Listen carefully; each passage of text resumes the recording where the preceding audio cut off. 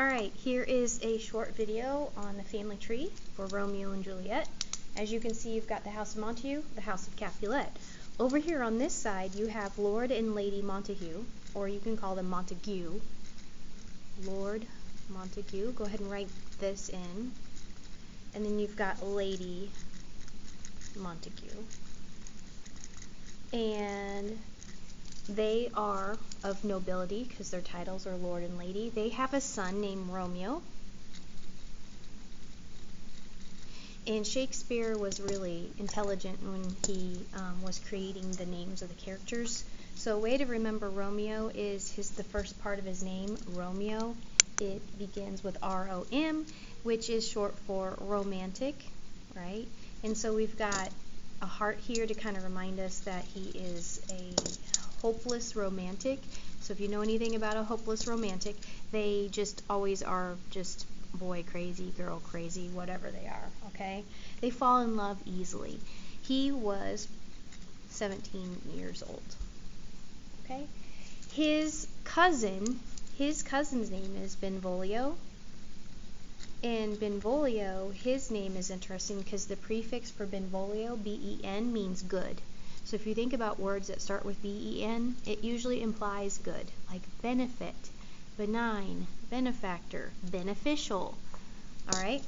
So he is a good person, he's level-headed, and he's mature. So we're just going to put like a peace sign for just being good, peaceful. He doesn't have like bad intentions, things like that. And he's just good in general, okay? They're the same age and they're very, very good friends. And then they have another friend that they're not related to, and his name is Mercutio. And so Mercutio over here, he's connected to the ruler of Verona, so he's also of nobility. They are related, but Mercutio's not related to Romeo and Benvolio. They're just a trio. And Mercutio's personality is very mercurial. Mercurial comes from the word mercury, and mercury is the substance, the chemical compound that's found in like thermometers and thermostats. So whenever a thermometer, the heat rises, the mercury goes up in the thermometer. When it cools down, the mercury goes down in the thermometer. And that is going to explain his personality. It's just kind of like he can be everywhere. So if you know somebody who's very moody, you gotta, you're just not sure what kind of mood they're going to be in, they could be like Mercutio. And when they're in a really good mood, they're usually playful and mischievous, but when they're in a bad mood, they're just kind of down, depressed. That's Mercutio, okay? Then you have Mercutio's relation, and this is the ruler of Verona, and his name is Prince Aeschylus.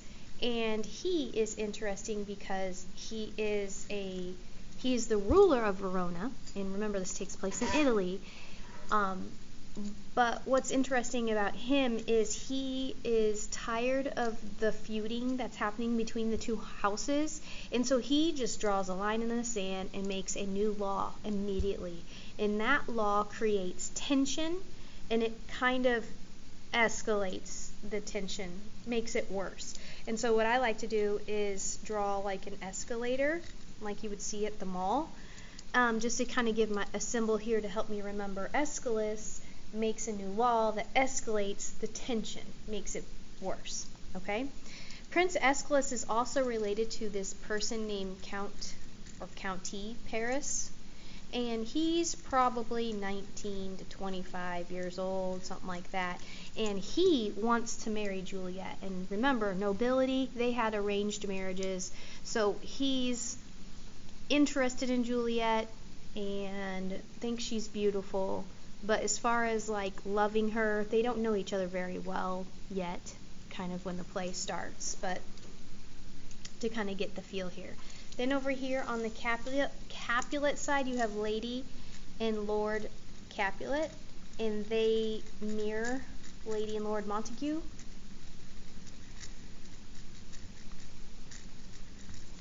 As far as their status, and they have their daughter Juliet, and the way I like to remember this is Capulet, Juliet. So if you're trying to figure out which family they belong to, Juliet, Capulet.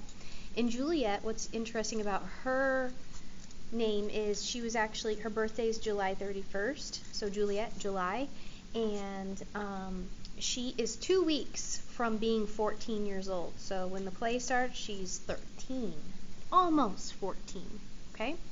Her cousin, his name is Tybalt, and Tybalt is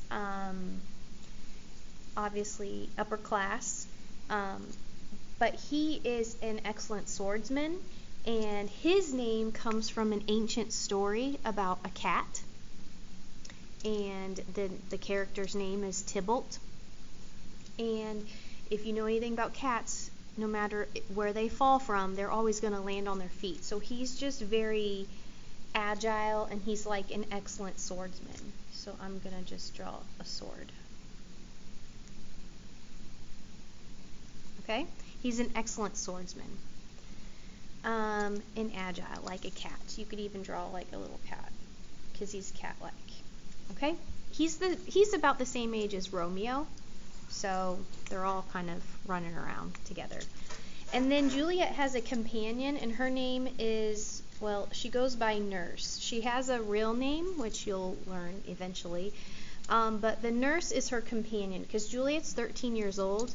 This person started out as Juliet's like nanny / babysitter / wet nurse, and a wet nurse is somebody who would breastfeed somebody else's child.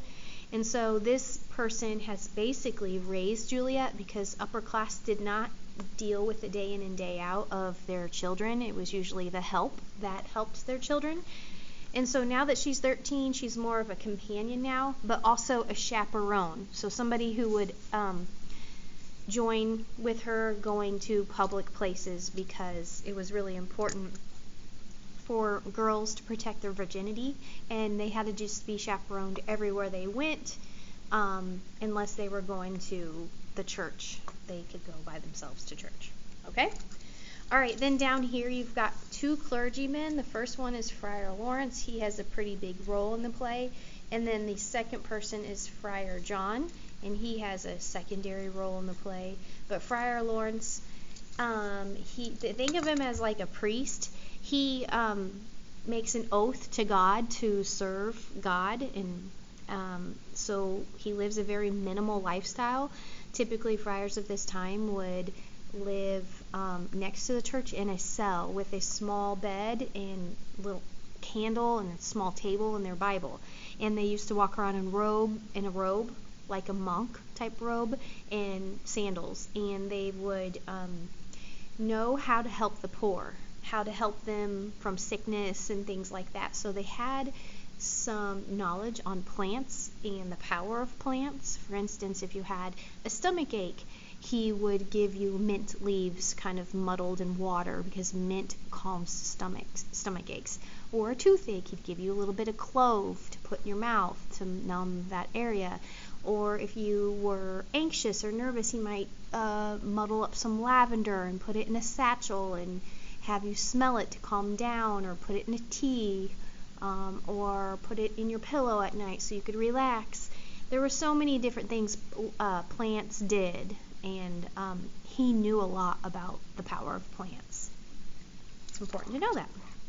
Alright, so down here we have servants to the Capulet household. Their names are Samson, Gregory, and Peter, and they are not blood relatives of the Capulets, but they are obviously going to defend the Capulets and honor their name, even though they're not blood relatives. And then over here, the servants for the house of Montague is Abram, or Abraham. You might see his name spelled 2 different ways. And then the last person is Balthazar. They're both just servants. They're going to be there for Romeo, they're going to be there for Lady and Lord Montague, for Benvolio if he needs something, that sort of thing. Okay? Alright, that is the family. Make sure you know who they are, and that you can easily rattle off if somebody were to ask you, okay, name the cousin to Romeo, name the friend to Romeo, name the cousin to Juliet, what is Juliet's birthday, who are Romeo's parents, who's the ruler of Verona, who wants to marry Juliet, Who takes care of Juliet as a companion? Make sure you know all these characters' names and that you can say them out loud. And that's basically it.